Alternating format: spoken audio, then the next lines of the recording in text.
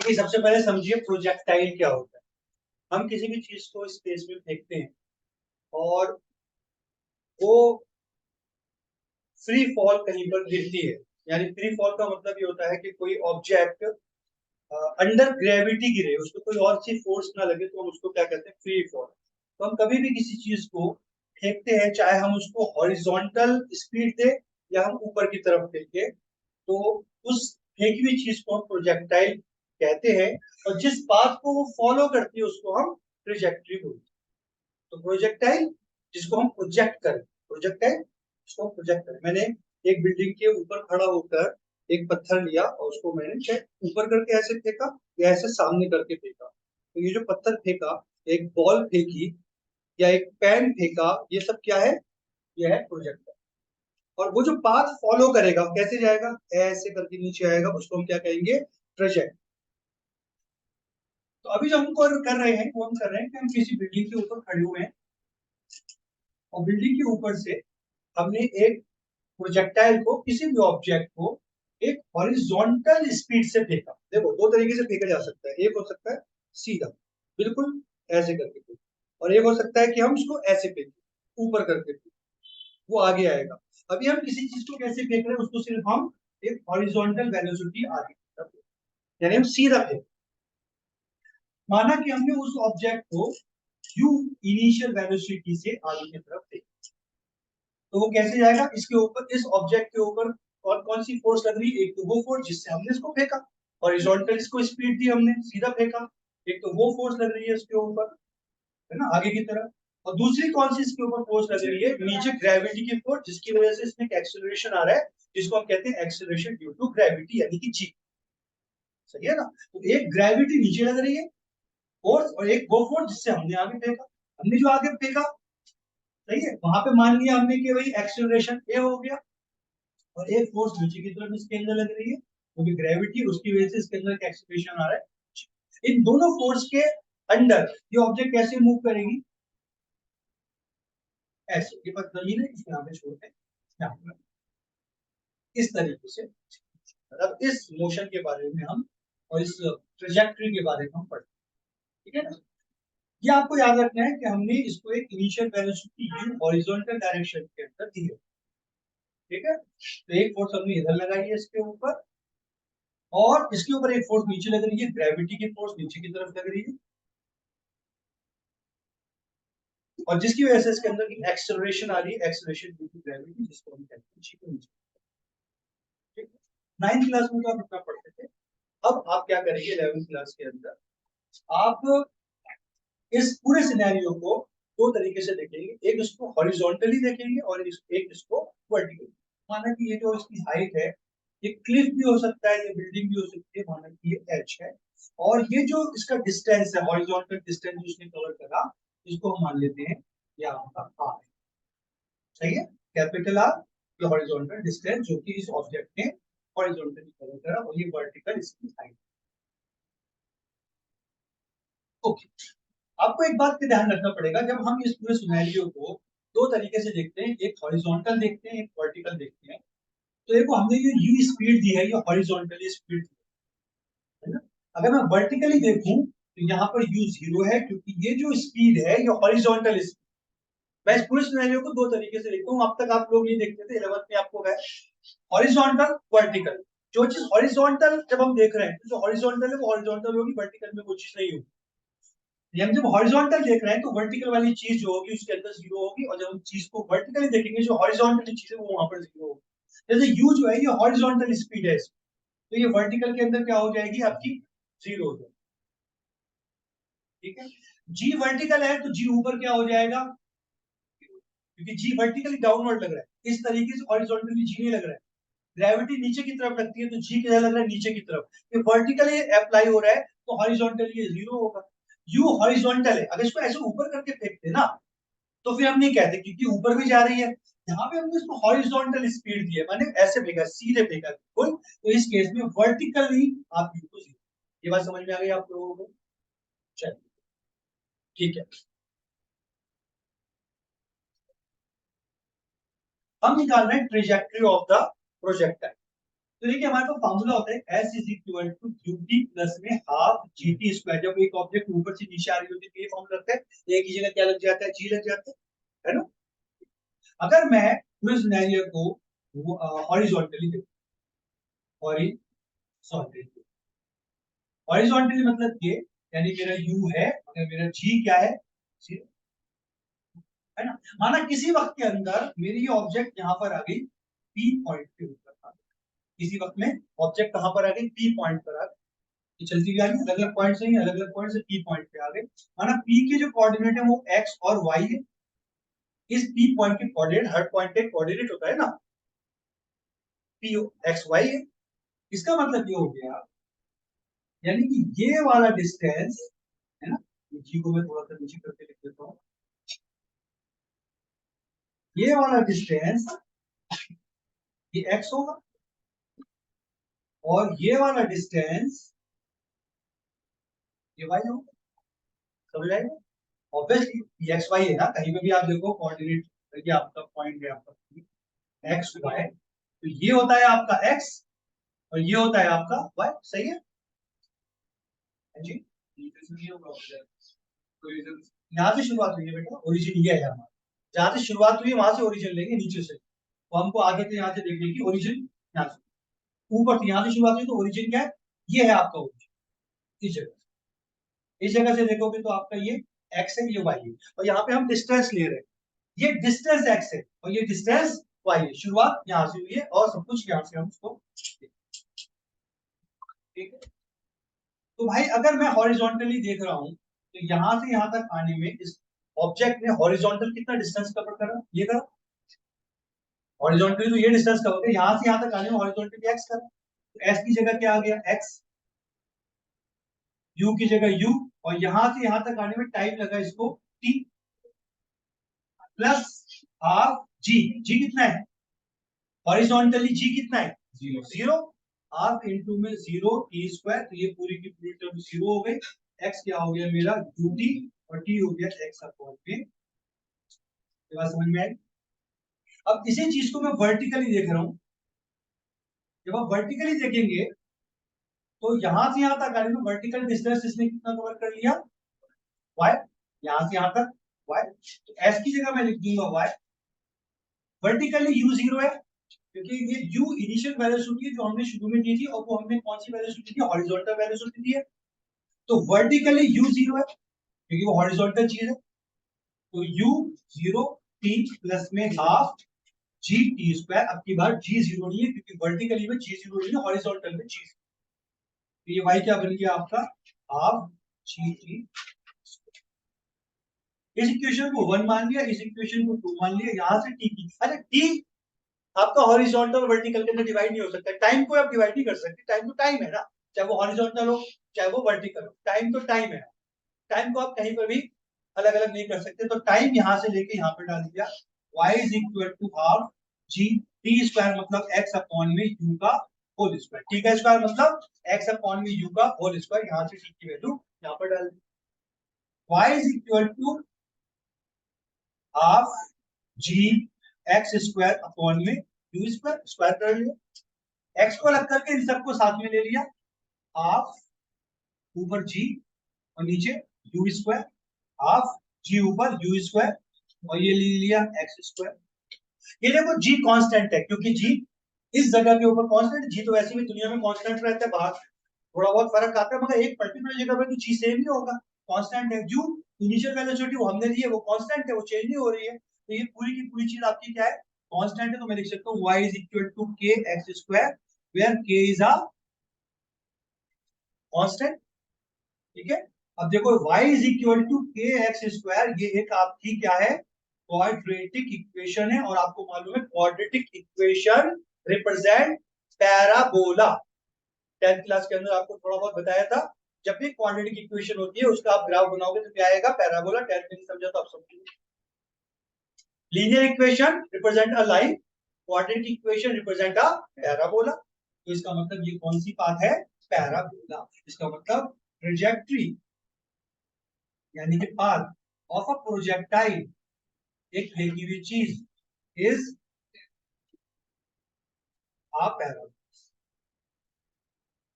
Clear हुई बात?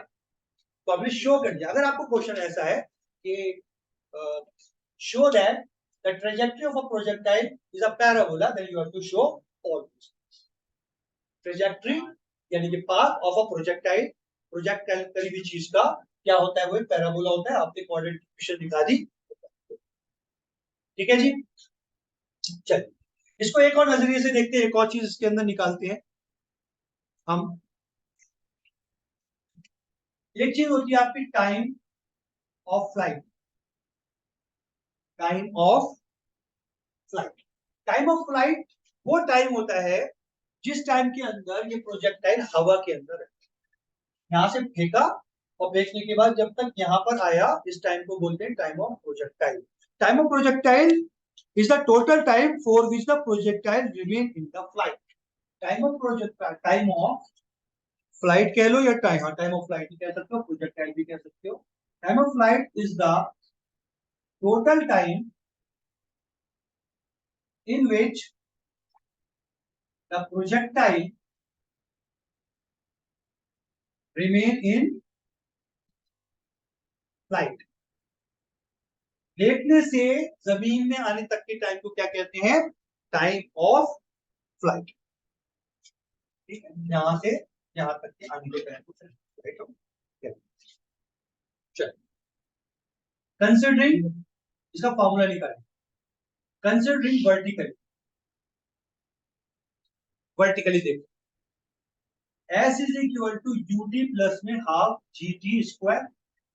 अब हम देख रहे हैं यहां से, अभी तक यहां से यहां तक देखा था हमने, ये जो हमने पूरा निकाला था कहां से कहां तक देखा था, यहां से यहां तक।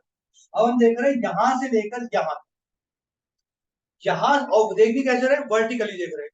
तो यहां से लेकर यहां तक आने में इसने वर्टिकल डिस्टेंस कितना कवर करा, यहां से लेकर यहां तक आने में इसने हॉरिजॉन्टल डिस्टेंस r कवर करा और वर्टिकल डिस्टेंस h कवर करा। और हम वर्टिकली देख रहे हैं तो s क्या लिख देंगे हम, h। सर यहां से यहां तक आने में अगर मैं वर्टिकली देख रहा हूं तो u क्या है, 0, क्योंकि u इनिशियल वेलोसिटी है जो हमने हॉरिजॉन्टल इसको दे दी है, तो वर्टिकली तो वो 0 है क्योंकि हॉरिजॉन्टल के अंदर है वो, तो यानी कि u क्या हो गया हमारा 0। और यहां से यहां तक आने में टाइम कितना है, टाइम ऑफ फ्लाइट, और टाइम ऑफ फ्लाइट को हमने कंसीडर कर लिया, लिख लिया कैपिटल टी। क्या मान लिया, कैपिटल टी प्लस हाफ, भाई वर्टिकली जी 0 नहीं होता, वर्टिकली तो जी होता है। और टाइम कितना है, ये टी जो था हमने यहां से यहां तक का टाइम लिया था, और पूरा टाइम क्या है कैपिटल टी, जिसको हम कह रहे हैं टाइम ऑफ फ्लाइट, यानी कि कैपिटल टी स्क्वायर।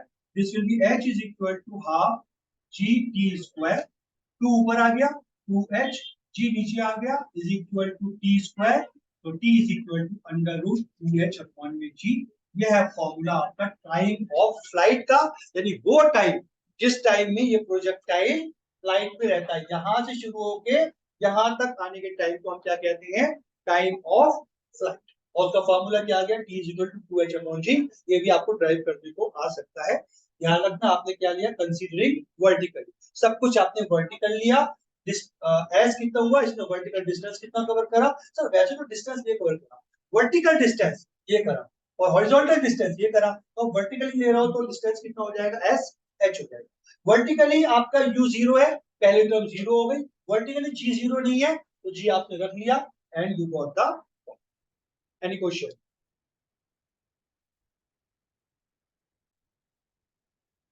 चलिए अब करते हैं horizontal range. Horizontal range,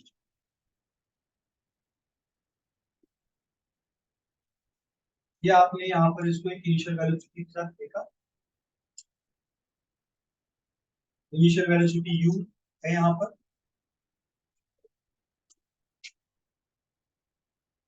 gravity नीचे लग रही है तो एक्सीलरेशन ड्यू टू ग्रेविटी नीचे होगा।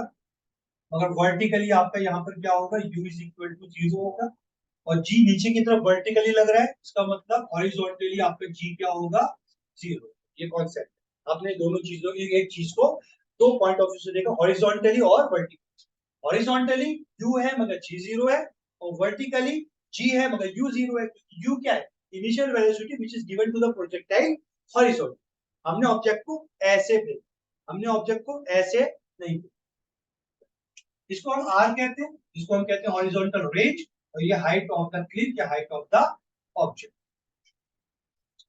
फिर हम लेते हैं s is equal to ut plus में हाफ जीटी स्क्वायर। अब हमको क्या लेना है, हॉरिजॉन्टल रेंज लेनी है।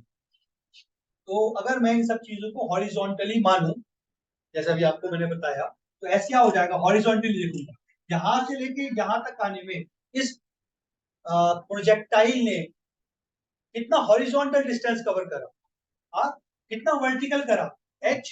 अगर हॉरिजॉन्टली हम देखते हैं, कंसीडरिंग हॉरिजॉन्टली तो s कितना हो जाएगा आपका r, क्योंकि हम हॉरिजॉन्टल देख रहे हैं। हॉरिजॉन्टली u है, हाँ u है, यहां से यहां तक आने में टाइम कितना लगा, टाइम ऑफ फ्लाइट, जिसको हम रिप्रेजेंट करते हैं कैपिटल टी से, ये हो गया आपका कैपिटल टी। हॉरिजॉन्टली जी जीरो है, तो ये पूरी की पूरी टर्म क्या हो जाएगी आपकी, जीरो हो जाएगी। तो आपका आर क्या आ गया, यूटी। टी क्या है, टाइम ऑफ फ्लाइट, जो अभी अभी हमने निकाला, t is equal to what, under root 2h upon में जी, अभी अभी निकाला, ये टी की वैल्यू हमने कर दी, R is equal to U under root 2h upon में जी, और ये horizontal simple.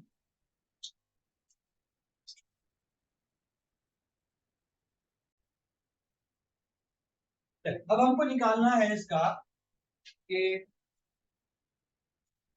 Velocity of the projectile at any instant, किसी भी वक्त में इस प्रोजेक्टाइल की वेलोसिटी कितनी।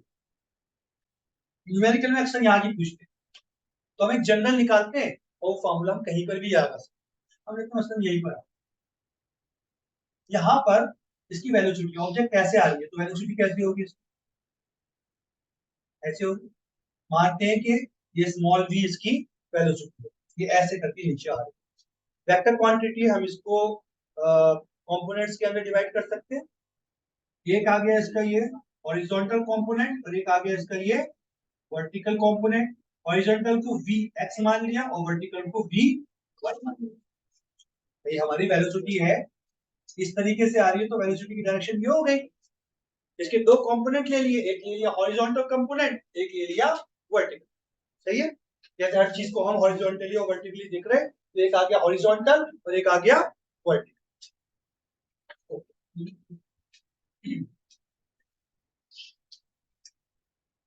जब भी कोई एक वेक्टर होता है और उसके दो कंपोनेंट्स, ये जो दो कंपोनेंट्स है इस वेलोसिटी को ही रिप्रेजेंट कर रहे हैं। याद है आपको, जब दो वेक्टर्स होते थे ए और बी, और उनके बीच में एंगल होता था थीटा, तो इनके रिजल्टेंट को निकाला जाता था A square plus B square plus 2a B cos theta, where theta is the angle between A and B. अगर मैं ए और बी vx और vy को लूं, तो बताओ vx और vy में एंगल कितना है, 90, साफ दिख रहा है, एंगल 90 है, theta 90, 2ab cos theta, cos 90 क्या होता है, cos 90 क्या होता है, जीरो। तो ये पूरी की पूरी टर्म जीरो हो गई। अगर यही कॉन्सेप्ट मैं vx और vy के अंदर लगाऊं, तो देखो अगर a vx है और b vy है, तो इनका रिजल्टेंट क्या है, इनका रिजल्टेंट v है, समझो ना, इन दोनों का रिजल्टेंट सम क्या है। सर ये कंपोनेंट है v के, v को मैंने दो कंपोनेंट में तोड़ दिया, तो कंपोनेंट को जोड़ोगे तो क्या आएगा, v आएगा, यानी इन दोनों का रिजल्टेंट क्या होगा, v होगा। तो ये वाला फार्मूला अगर मैं यहाँ लगाऊं तो क्या होगा, ये v is equal to under root में a स्क्वायर, वो हमने ले लिया vx का square, b square vy square 2ab cos theta, theta is the angle between vx and vy which is 90 degree, और cos 90 क्या होता है, जीरो, तो ये पूरी टर्म खत्म हो गई, vx स्क्वायर प्लस में इस फार्मूले के हिसाब से आपका ये। अब हम इसको आगे और करते हैं, vx और vy में निकाल, चलिए ठीक है। फार्मूला होता है v is equal to u plus में gt, जैसे वो होता है s is equal to u plus half gt square, ऐसे एक फार्मूला होता है v is equal to u plus at था ना, जब कोई चीज नीचे आ रही है तो क्या हो जाएगा gt। अब इस चीज को भी हम हॉरिजॉन्टली और वर्टिकली देखते हैं। हॉरिजॉन्टली देखते हैं, हॉरिजॉन्टली। हॉरिजॉन्टली के अंदर क्या है सर, आपका u है, g0 है, तो ये v इज इक्वल टू आपका क्या हो जाएगा, हॉरिजॉन्टली के अंदर वेलोसिटी क्या हो गई, vx हो गई, क्योंकि हॉरिजॉन्टली में वेलोसिटी कितनी है, vx है। तो हॉरिजॉन्टली में वेलोसिटी क्या है, vx। हॉरिजॉन्टल में u है, हाँ u है, और g क्या है, 0। तो g इंटू में t खत्म, यानी कि vx क्या हो गया मेरा, समझ लेना अच्छी तरीके, ठीक है। इसी तरीके से आप हॉरिजॉन्टली देखो इस चीज को, हॉरिजॉन्टली, हॉरिजॉन्टली में वेलोसिटी क्या है आपकी, vy है, सॉरी वर्टिकली देखिए आप वर्टिकली देखें, वर्टिकली के अंदर vy आपकी वेलोसिटी क्या है, vy। वर्टिकली के अंदर आपका u क्या है, 0, मगर g सही है, gt हो गया, तो vy क्या हो गया आपका, ये भी आपको याद है। अब हॉरिजॉन्टल वेलोसिटी क्या है आपकी, u, और वैसे भी आपने हॉरिजॉन्टल देखा है तो u है, और वर्टिकल वेलोसिटी क्या है आपकी, gt। मैंने इसी चीज को मैंने horizontally vertically v is equal to u plus gt को हॉरिजॉन्टली और वर्टिकली देखा, तो मेरे पास एक आ गया vx equal to u, vy equal to gt। ये दोनों चीजें की वैल्यू मैंने यहाँ पे पुट कर दी, मेरे पास v कितना आ गया, under root u square plus में g स्क्वायर t स्क्वायर, तो ये मेरे फाइनल वेलोसिटी का फॉर्मूला आ गया, u स्क्वायर प्लस में g स्क्वायर। अब वो मुझसे अक्सर न्यूमेरिकल में पूछेंगे कि जब मैंने प्रोजेक्टाइल को फेंका तो बताओ इस जगह पे वेलोसिटी कितनी थी, वो कौन किस फॉर्मूले से निकालूंगा मैं, क्योंकि एक जनरल आ गई, एक जनरल आ गई। वो कहे कि इनिशियली मैंने 15 मीटर पर सेकंड से फेंका, 3 सेकंड के बताओ वेलोसिटी कितनी थी। अब 3 सेकंड में यहाँ पहुंचा, तो क्या होगी आपकी 15 का स्क्वायर प्लस में 10 स्क्वायर 3 स्क्वायर। तो ये फॉर्मूला आ गया कि आप यहाँ पर किसी भी जगह पर इसकी वेलोसिटी निकाल सकते हो। अक्सर यहाँ पे आपसे न्यूमेरिकल में वेलोसिटी निकाल, कैसे आया वो, v is equal to u plus g2 को मैंने हॉरिजॉन्टली देखा, मैंने वर्टिकली देखा, हॉरिजॉन्टली देखा वेलोसिटी vx आ गई, वर्टिकली देखा vy आ गई, और vx और vy मिलके क्या बनता है, v बनाता है, और v का फॉर्मूला क्या है, अंडर रूट vx स्क्वायर। ये कहां से आया, तो इस फॉर्मूले से आया, ये आप सब जानते हो, r is equal to a square plus b square plus 3ab। Clear, any query,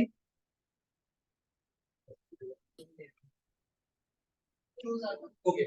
अब आपको एक चीज निकालनी पड़ेगी, ये तो आपकी वेलोसिटी आ गई, मगर वेलोसिटी की एक वेक्टर क्वांटिटी डायरेक्शन भी होती है, याद है, इसी जगह के ऊपर मसलन इन दोनों का रिजल्टेंट ये आ गया, पैरेललोग्राम लो पूरा करा, रिजल्टेंट ये आ गया, तो रिजल्टेंट का जो एंगल होता है ए के साथ वो होता है बीटा, और टेन बीटे का फॉर्मूला याद है क्या था, you know tan beta main formula है, क्या था, बी साइन थीटा अपॉन में ए प्लस में बी कॉस थीटा। ए कौन सा वेक्टर होता है जिसके साथ रिजल्टेंट एंगल बना रहा है, ये अपना ये याद रखना, ये चीज मेन है इस फॉर्मूले के अंदर, कि जिसके साथ अपना रिजल्टेंट एंगल बीटा बना रहा है वो वेक्टर ए है। इस बच्चे में इस फॉर्मूले में बच्चे कंफ्यूज होते हैं थोड़े से, इसलिए मैं आप लोगों को बता रहा हूं कि ये बीटा एंगल किस किस के बीच में है, ये ए वेक्टर और रिजल्टेंट के बीच में, देखो ए वेक्टर और रिजल्टेंट के बीच का एंगल है बीटा, तो tan beta is equal to b sin theta upon में a प्लस में b cos थीटा। अगर ये फॉर्मूला मैं यहां लाऊं और मैं ये एंगल इधर मानूं कि हॉरिजॉन्टल से अपना रिजल्टेंट बीटा एंगल बना रहा है, तो ये हो गया अपना a एंगल, और दूसरा वाला क्या हो गया b एंगल। बस इसको याद रखना, रिजल्टेंट जिस वेक्टर के साथ एंगल बनाता है बीटा वो a होता है, रिजल्टेंट जिस वेक्टर के साथ एंगल बनाता है बीटा वो क्या होता है, a होता है। अगर ये मैं यहाँ पे रखूं तो देखो tan of beta will be what, b sin theta, b क्या है, vy sin, और थीटा कितना है 90 अपॉन a ए कौन सा है अपना, जिससे बीटा रिजल्टेंट अपना एंगल बना रहे हैं, यानी कि v x plus v y cos 90 cos theta. Cos 90 कितना होता है, जीरो, तो ये वाली टर्म क्या हो गई, zero.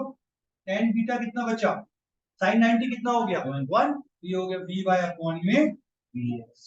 Ten beta is v y upon में वी एक्स। अगर एंगल निकालने को कहा जाए तो क्या होगा, v y upon v x, और वी वाई क्या है, जीटी। आगे भी लिख सकते हो आप उसको, जीटी अपॉन में वी एक्स क्या है आपका।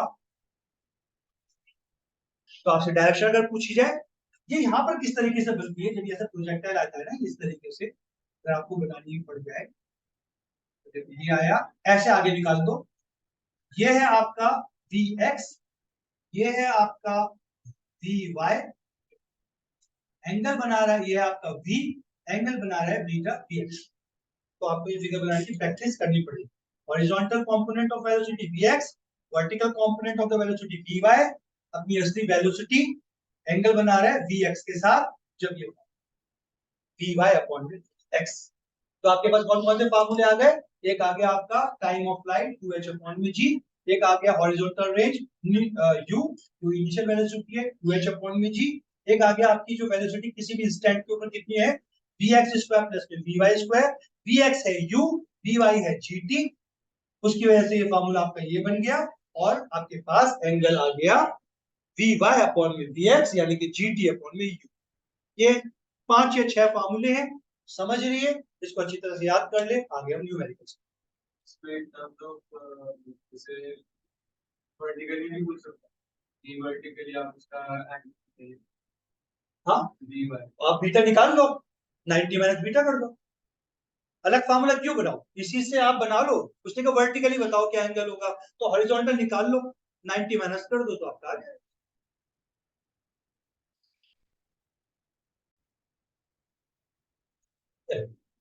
गिवन ये है कि हाइकर है जो एक क्लिफ के ऊपर खड़ा हुआ है, और क्लिफ की हाइट जो है वो 490 मीटर है।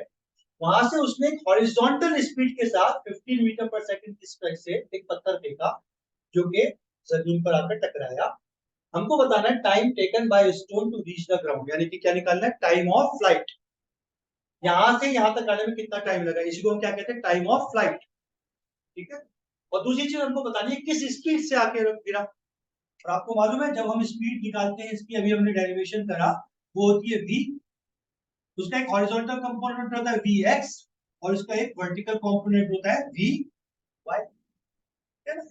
याद करो, vx क्या था, u, अभी हमने ड्राइव करा था, और vy क्या था, gt।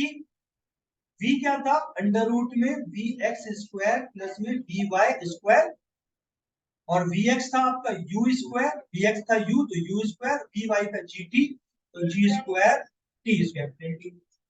क्योंकि यहां से यहां तक की स्पीड है, और यहां से यहां तक आने में टाइम लगता है capital t, time of flight, तो यहाँ पे टी की जगह हम क्या लिख देंगे, जी स्क्वायर प्लस में capital t square, capital t time of flight. सबसे पहले हम निकालते हैं time flight, time taken by the stone to reach the ground, और वो होता है टाइम ऑफ फ्लाइट, जिसका हमको फार्मूला मालूम है, और वो है अंडर रूट में 2h अपॉन में t is equal to under root 2 into में h is the height that is 490, और g को ले लिया हमने 9.8, डेसिमल हटाया, ऊपर एक जीरो लगाया, 2 से इसको काट दिया, 2 4 जा 9, 18, 2 9 जा 8, ठीक है, 49 को इससे काट दिया तो ये हो गया 100, यानी t आ गया हमारा 100 का अंडर रूट, यानी कि 10 सेकंड। टाइम ऑफ फ्लाइट यानी यहां से यहां तक आने में कितना टाइम लगा, 10 सेकंड। अब उसने कहा बताओ कि स्पीड कितनी थी यहां पर जब आके टकराए। स्पीड का फार्मूला है आपका vx square plus vy square, यानी u स्क्वायर प्लस में gt स्क्वायर। यहां पे हमने स्पीड निकाल ली, u कितना है 15 का स्क्वायर, g 9.8 का स्क्वायर, कैपिटल टी हमने यहां निकाला 10 का स्क्वायर, 15 का स्क्वायर कितना होता है 25। अच्छा, ये स्क्वायर दोनों का है ना, तो एक काम करूं यहीं पर मैं इंटू 10 करके होल स्क्वायर कर दो, दोनों का स्क्वायर था, और ये डेसिमल हटा तो नीचे 10 आया, 10 से 10 चला गया तो क्या बचा 98 का स्क्वायर। क्या होता है जी 98 का स्क्वायर? 98 का स्क्वायर करें, इसको प्लस करें और इसका आप वो निकालें तो आपके पास आंसर आ जाएगा इसका 99.1 मीटर, यानी इस स्पीड से जाते हैं। क्लियर? आसान सीधा फॉर्मूला लिया। ये फॉर्मूला आपको अगर याद है, अभी अभी अपनी डेरिवेशन करा इसका, तो आसानी से आपका numerical.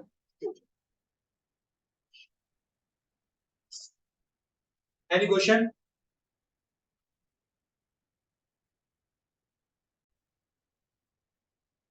A projectile is fired horizontally with a speed of 98 meter per second.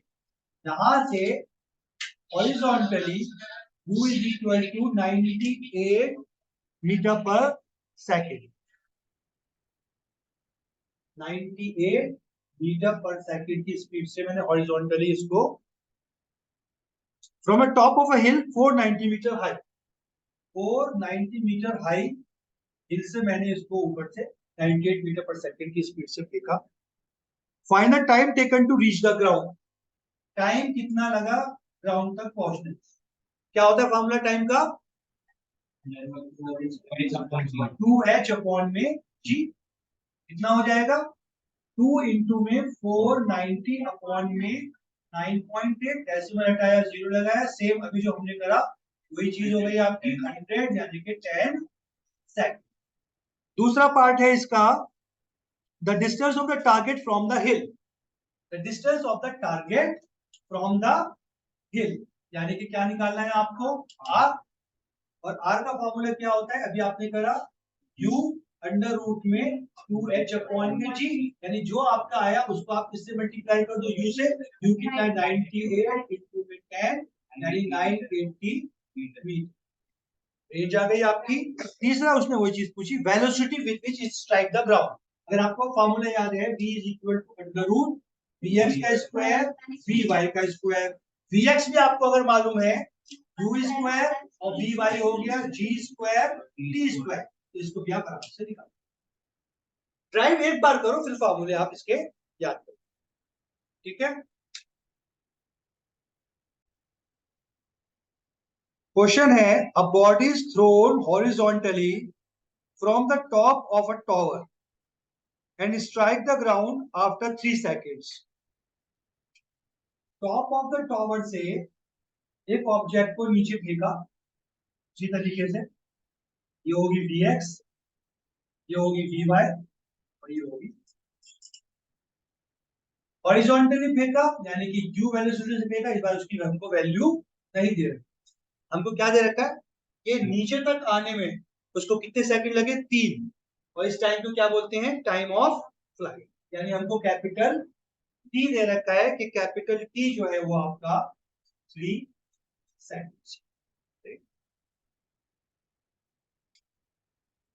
Eight an angle of 45 degree with the horizontal. अभी नई चीज है कि जब आ रहा है वो नीचे तो वो हॉरिजॉन्टल से कितने डिग्री का एंगल बना रहा है? 45 डिग्री। हॉरिजॉन्टल ये है, इससे कितने डिग्री का एंगल बना रहा है? 45 डिग्री का एंगल बना, ठीक है? 30 सेकंड में यहां से यहां तक आया, यू हमको दे नहीं रखा, बल्कि बता रखा कि 45 डिग्री का एंगल किससे बना रहा है? हॉरिजॉन्टल से बना रहा है। Find the height of the tower. हमको हाइट ऑफ द टॉवर निकालनी है, कितनी है? ये है आपकी height of the tower and speed with which it strike, यानी हमको क्या निकालना है? स्पीड, ठीक है? अब एच निकालना है, तो देखो हमको कैपिटल टी दे रखा है, उसका फॉर्मूला होता है 2h अपॉन में g, squaring both the sides, t square is equal to 2h upon में g। h कितना हो जाएगा? g t स्क्वायर अपॉन में 2, ये g ऊपर चला गया और 2 नीचे आ गया, सही है? g हम ले लेते हैं, यहाँ पे 10 ले लेते हैं, इनटू में t स्क्वायर मतलब 3 का स्क्वायर अपॉन में 2, 2 5 जा 10, 9 5 9 जा 45। आसान, कोई मुश्किल नहीं। वेलोसिटी आपको निकालनी है, तो v कितना होता है आपका? vx का स्क्वायर प्लस में vy का स्क्वायर, जो कि होता है आपका u स्क्वायर प्लस में v स्क्वायर t स्क्वायर। मगर यहाँ पे u नहीं दे रखा सर, तो अब ये वाला फॉर्मूला तो यूज नहीं कर पाओगे ना, यू कहाँ दे रखा है आपको, यू तो नहीं दे रखा, जी जरूर है, टी जरूर है, मगर यू नहीं है, तो ये फॉर्मूला यूज नहीं कर पाओगे। दे क्या रखा है क्वेश्चन में, 45 डिग्री एंगल दे रखा है, और उसको तो भी यूज करना है। तो अब क्या करें, देखा ये तो हमने करा था, ये हमने ए वेक्टर माना था, ये हमने बी वेक्टर माना था, और ये आपका बीटा एंगल था, और थीटा क्या होता है, यहाँ पर 90 डिग्री होता है बी एक्स और बी वाई के अंदर। तो हमारा टेन बीटा क्या था, बी वाई अपॉन में वी एक्स, दूसरा डेरिवेशन में ये चीज तो एक मिसिंग थी, न्यूमेरिकल में अब तक इस्तेमाल नहीं हुई थी। tan beta is vy upon में vx, where beta is the angle made by the between resultant and a क्या है यहाँ पर vx, और वो ये एंगल देखो 45 इससे बना, अगर ये इससे देता तो हमको उसका निकालना पड़ता, जैसे 30 देता वो 60 हो जाता, ठीक है, ये उसको बना। तो भाई tan बीटा यानी tan 45 इज vy अपॉन में v, tan 45 होता है 1 vy अपॉन में v, cross multiply vx is equal to vy। हमको मालूम है vx क्या होता है, u होता है। अच्छा यहाँ पे क्या पूछा है, एक second, find the height of the tower and the speed with which the body was projected, यानी यू पूछा है, ये नहीं पूछा। क्या पूछा है, किस स्पीड से बॉडी को प्रोजेक्ट करा, यानी यू पूछा है हमसे, और यू कितना है, vx है, यू कितना है, vx है, और vx कितना है आपका, vy है। समझ में आ रही है बात आपको, vx किसके बराबर है, vy के बराबर है, और हमसे पूछा क्या है, u, ux किसके बराबर है, vx के बराबर, u जो है वो vx के बराबर, vx जो है वो vy के बराबर, इसका मतलब u किसके बराबर है, vy के बराबर, और vy का फार्मूला हमको मालूम है gt, यानी gt, g कितना है 10, t कितना है 3, t कितना है 3, तो ये कितना हो गया 30 मीटर। क्लियर, तो अब देखो कितना घुमाव से क्वेश्चन आया, जब हमको यू नहीं दे रखा होगा और एंगल दे रखा होगा तो हम किस तरीके से आएंगे, tan beta v y upon में वी एक्स। ध्यान रखना एक चीज, क्वेश्चन घुमा दे वो आपको एंगल ये वाला दे दे, तो या तो इसको ए मान लो या वो एंगल निकाल लो, 90 डिग्री है, ये 30 दे दे, किसी को भी मान सकते हैं। बस ये ध्यान रखना, ए फार्मूले, इस फार्मूले को हमने निकाला कैसे है कि हमने बी को हॉरिजॉन्टल से लिया, तो इस फार्मूले में वही चीज, बीटा tan 45 लिया, वी वाई वी एक्स आ गया, ये तो आप हर क्वेश्चन में कर रहे हो, इसको वी एक्स ले रहे हो, इसको वी वाई ले रहे हो, फार्मूले कैसे निकाला था, इसको ए माना था, इसको बी माना था, यहाँ पे सी को माना, ठीक है। तो इस फार्मूले से जब हमने सॉल्व करा तो आया v x is equal to v y, v x किसके बराबर है, यू के बराबर है हमारा, यू वी एक्स के बराबर, वी एक्स वी वाई के बराबर, इसका मतलब यू किसके बराबर, वी वाई के बराबर, और वी वाई आपको मालूम है जीटी है, करेक्ट।